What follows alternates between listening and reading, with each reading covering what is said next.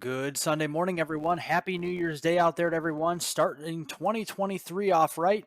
Welcome back to Weather on the Go, all your weather coverage. In today's weather forecast, we will be breaking down the January weather pattern each week going through January to give you hints of when winter will return with cold and snow across the United States. If you guys are new to the channel and have yet to subscribe, hit the subscribe button down below and the notification bell to get all of my daily weather forecast updates on this channel. I cover Canada, the United States, and the tropics and everything in between. So hit the subscribe button, everyone. I'm trying to get up to around 10,000 subscribers here by the end of this week, and also hit the notification bell as well. Looking here at the Nino index this morning, you can see we're still solidly in La Nina territory with those negative values. Of course, those positive values are the El Nino impacts, and then at zero, that is an ENSO neutral. So we're still solidly in the negative values here down into that moderate La Nina status here, or just about to that moderate La Nina status. And we've been back through that here over and again over that moderate La Nina status all the way back to early October, and that has remained the case through the end of October, through all of November, much of December, and again into early January here as well. So looking here at the La Nina winter and what we usually see with a typical La Nina winter here, we have that strong polar jet stream over top across the Aleutian Islands, getting into Western Canada, and then diving southeast with all of that Arctic air. You have those wetter conditions across the Pacific Northwest with that Pacific jet stream feeding in all that Pacific moisture there, and then with a positive P&A Pacific North American, we usually see drier conditions across the southwestern and southern United States. And again, with the phasing of the jet streams across the eastern two-thirds of the country, we usually see wetter conditions across the mid-Atlantic and the Ohio Valley, and sometimes even the Tennessee Valley with the typical La Nina.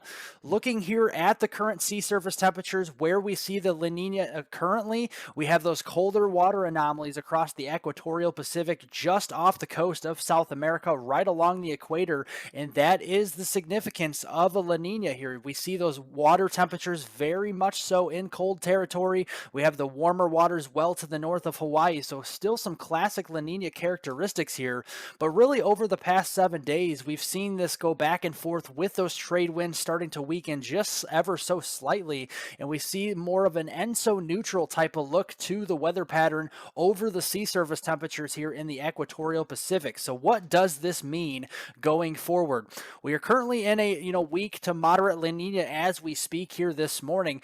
Ever so slightly, we're going to start to trend more towards ENSO neutral here at zero as we get especially into February, March, and then even into April here. But it does look as if we will stay at least into weak La Nina status going all the way through February and into early March. So we do favor those active subtropical jets and that polar jet at times moving south, bringing all that cold air into the United States. And then it does look like as we go into spring and possibly summer of 2023, that could flip over to a weak El Nino as well. So that will be something to watch longer term. I did want to show you this El Nino and La Nina precipitation anomaly because I do feel this is important. Looking first here, we have a kind of an El Nino and La Nina kind of hybrid type of weather pattern right now where we're not really true La Nina, we're not really true El Nino, we're kind of going back and forth between the two, and you see those water anomalies, those moisture anomalies a lot higher across the west coast where we've been seeing all of that heavy rain and snow and mountain snow across those areas of recent. Looking at the La Nina here, usually you see the heavier rains across the Ohio Valley as well. We're kind of seeing a hybrid of that. We have a couple of systems moving across the eastern two-thirds of the United States, as well as another system or two starting to sneak in across the west coast. So we have kind of both of those patterns working in tandem with each other, kind of more of a hybrid El Nino and La Nina pattern going through early January. Looking at the snow depth, that snowpack out there, very much so in place across the Canadian provinces, getting up into Alaska and much of the Arctics. We even have a deeper snowpack up here into the upper Great Lakes and into portions of the upper Midwest here from portions of the Dakotas, Minnesota, northern Wisconsin, then back to the west in those higher elevations of the Rocky Mountains and the Pacific Northwest and the Sierra Nevadas here going strong with that heavy snowpack well over a foot and probably well over a couple of feet in some of these areas out west. But if you guys here do enjoy this video so far, definitely press the like button down below, and again, again, this helps get all this weather information out to more and more people, so I definitely appreciate that.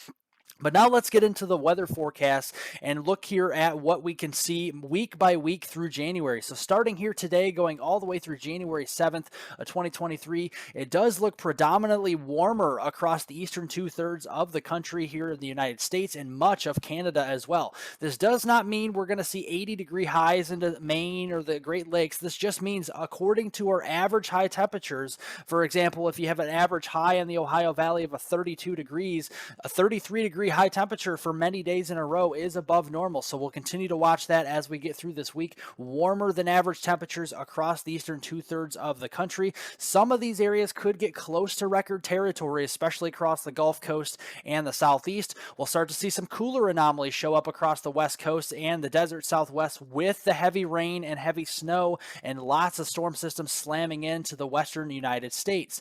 But we also are watching the polar vortex. It does look like we have a blocking pattern that tries to set up over the Great Lakes and into northeastern United States going through the first week here in January. We have more of these troughs digging down across the West Coast with these major storm systems slamming into California, Oregon, and Washington State, and even Nevada out here to the west, bringing heavy mountain snow and heavy rainfall and flooding rains at that. And that's where we pick up on a lot of this precipitation. You can see the deeper greens across California, even Southern California here, and across much of the Mountain West. That's where we're going to be picking up that heavy mountain snow and lots of flooding rain. And we will also have an active weather pattern with that subtropical jet feeding off of the southern United States, moving up the East Coast, going through the end of this week, especially here through January 7th, with some green anomalies showing up here from Maine all the way down to the Gulf of Mexico, the Ohio Valley, and the Carolinas as well. But in between, across Texas, Oklahoma, and much of the Great Plains, we're going to see near normal to slightly below normal precipitation, as well as southwestern Canada during this period. That polar jet will be turned off for the first week in January. And looking at the possible storm track through this week, it looks like we have more of a hybrid Pacific type of systems moving through California, getting through the Four Corners region, and then turning up through the upper Midwest with that northwesterly storm track. You're not going to see a lot of opportunities for snow or ice events farther south. It's going to be mainly severe weather and heavier rainfall farther to the south through Texas and the deep south here through Oklahoma and the Arklatex and much of the southeast. Now, the second storm track, as we get closer toward that January 7th timeframe, we could have another storm track feeding off of portions of northeast Texas, moving up the Tennessee Valley toward the mid-Atlantic here, and this could provide some lighter snow to places like the Ohio Valley at times, but this is not going to be a big storm track where we see heavy snow going through this week in January. Now, going into the second week of January, it gets a little bit more interesting. This goes from January 8th through January 15th. We see those warmer anomalies still sticking around, especially into the northern United States and also the eastern two-thirds of the United States as well. We see those much above average temperatures and anomalies across the Canadian provinces going through this period. And again, looking at that polar vortex, it looks like it still remains pretty mute across the United States. We have that blocking pattern across the Great Lakes and southeastern Canada, and we have that troughiness across the western United States, bringing some storm systems down across the west coast and into the desert Southwest. And again, a very active weather pattern across Washington State, Oregon, getting down here through Nevada, Idaho, and much of north central California as well, with those above normal precipitation anomalies. There could be some above normal precipitation across Texas and Oklahoma down here into the southern plains. But across the Mountain West and especially the eastern two-thirds of the country, going right straight through the middle of the month here on January 15th, there's not a lot of precipitation expected here, a lot of below normal precipitation during this period. And here are the possible storm tracks of what I think will occur. I think we'll have, again, another Pacific hybrid type of system move across north central California and the west coast, moving up across the center of the central Rockies and then towards the upper Midwest. Again, not providing a lot of opportunities for much snow across places to the south into Nebraska, Kansas, or anything like that. A lot of the snow will be farther to the north across the Dakotas, Minnesota, Montana, and Wyoming with this storm track. Again, we could have a couple of systems bringing a storm track a little farther south, depending on some of the cold air and the troughiness and how far south and east some of those troughs do dig. But we do see potentially a system developing toward the Texas Panhandle, moving up through the Ohio Valley. And if we do see that, we could have a couple snow opportunities, especially getting closer to that January 15th timeframe toward the middle of the month across places like the Missouri Valley, the Illinois Valley, and the western Ohio Valley. But much of the Northeast, the Mid-Atlantic, and the Southeast will remain dry, or if you have precipitation, will remain predominantly rain in that time frame. Now going into the third week in January, January 16th through January 23rd, again, above normal temperatures favored across much of the lower 48 and the Canadian provinces here, really centered around the Great Lakes and southeastern Canada. And it looks like that pattern will be there for potentially that polar vortex disruption, potentially to finally make its way down into the western and central United States. That will also bring an active storm track again across the west coast into California, Nevada, getting through Oregon, Idaho, down and through the Rockies as well, into the higher elevations of Arizona and New Mexico. That subtropical jet will be activated, I think, into the third week in January, which will provide an active storm track farther south across the southern United States and across the East Coast, with potentially even a couple nor'easters with bigger snows potentially during this time frame. I think, again, we have another Pacific cross-country hybrid type of storm track here with southern and central California track all the way through the Four Corners, and then a little bit farther south of a track through the central Missouri Valley and the central Ohio Valley. And again, just north of that track, places like Chicago, even getting back toward Des Moines, places like Lincoln, Nebraska, we could start to see more snow in the third week in January with that colder air moving south and east, and also some of that storm track moving farther to the south. And again, another storm track with that active subtropical jet will start to move farther south as well, originating across Texas, moving across the Carolinas, and then near or just off the coast of the Northeast toward the I-95 corridor, which could open the door for possibly some bigger snows and nor'easters getting into that 16th through the 23rd timeframe of January, getting into the third week in January. Now, finally, to end January here, as we go through January 24th through the end of the month and January 31st here of 2023, it does look very cold out west here and into the southwestern Canada with that polar vortex disruption or polar vortex split occurring across these areas. The eastern two-thirds of the country, especially getting up even into eastern Canada, will predominantly be slightly above normal with those temperatures, but it does look like a big swing of the polar vortex here. A big lobe of the polar vortex will dig down across the west, the northern plains, and potentially as far east as the Midwest during that last week in January. And that will provide that snow line farther south. We're going to have some heavy mountain snow across the Four Corners region and those higher elevations. Very heavy rain across Southern California and Nevada here, almost taking more of an El Nino type of pattern toward the end of the month. And then that active subtropical jet will provide us potentially with that snow line going as far south as North Texas, Oklahoma, and yes, the Tennessee Valley. We could be getting in on some snow down into places like Georgia, Alabama, getting in towards Mississippi and the Carolinas, and even up here toward the Mid-Atlantic as well. We're mainly near normal to slightly below normal precipitation farther to the north across the northern plains, the Great Lakes, upper Midwest, and southern Canada for that last week in January. And again, this is going to be probably the main storm track to end the month of January with more of that cross-country type storm pattern here farther south, really across the southern Four Corners region, getting across the southern plains and the southeast here, and then getting up toward the northeast, maybe a nor'easter as well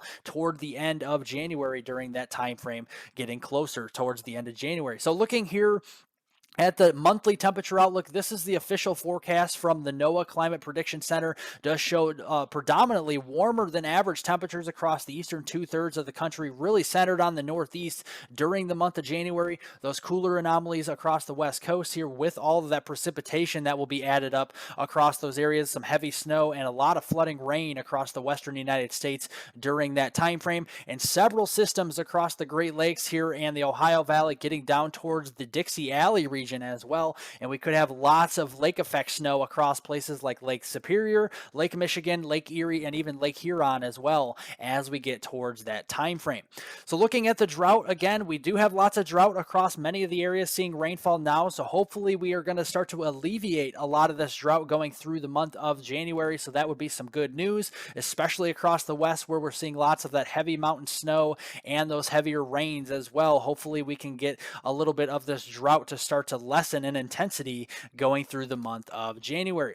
So this is my official January 2023 forecast for you guys. I do think it's going to be very dry up here across Washington State, northeastern Oregon, northern Nevada, or actually northern Idaho rather, and through much of Montana. Very dry. Again, that polar jet will not be activated too much, I don't think, through the month of January, keeping us dry up here, but cold as well at times. Farther to the south, though, different story across southern Oregon, southern Idaho, and across much of the Pacific Southwest, including Salt Lake City, Las Vegas, Los Angeles, and getting up through California here, and much of Arizona, including the Phoenix area. Very soggy conditions, flooding rains, some very heavy snow across these areas during the month of January will be frequent. And then across the Rocky Mountains here toward the Dakotas, we're going to be talking about some heavy snow across the front range of the Rockies here. So definitely brace for some heavier snow off and on through the month of January. Farther up to the north here across North Dakota, much of Minnesota and Wisconsin, extending over here toward Michigan and the Great Lakes, there will be some snow, and it will turn much colder toward the end of January. So we'll be keeping an eye on that. And then again, farther to the south, turning much colder and snowier toward the end of January. That second half of January across the Illinois Valley, the Missouri Valley, the Mid-Atlantic, and much of the Northeast as well. Possibly a couple of nor'easters along that I-95 corridor. And then across the south, across southern New Mexico, Texas, Oklahoma, Arkansas, and much of the deep south here, we're going to see rainy conditions here at first across the first half of January, maybe some severe weather, and then turning much colder and potentially some snowfall with maybe a couple of snowstorms with that active subtropical jet getting farther south towards that second half of January, and then drier conditions across the immediate southeast here towards Myrtle Beach, Charleston, South Carolina, getting into portions of Georgia, including the Savannah, Georgia area, and then across the entirety of the state of Florida, drier conditions are expected through the month of January. Well, thank you guys so much for watching. I definitely appreciate it. Remember to hit the like button down below. That's that thumbs up button. Leave any comments, questions, and concerns below. I'll get to those later on today. Subscribe to the YouTube channel if you're new. Hit the notification bell to get all of my daily weather forecast updates on this channel. Have a great New Year's Day, everyone, and I will see you all in the next video.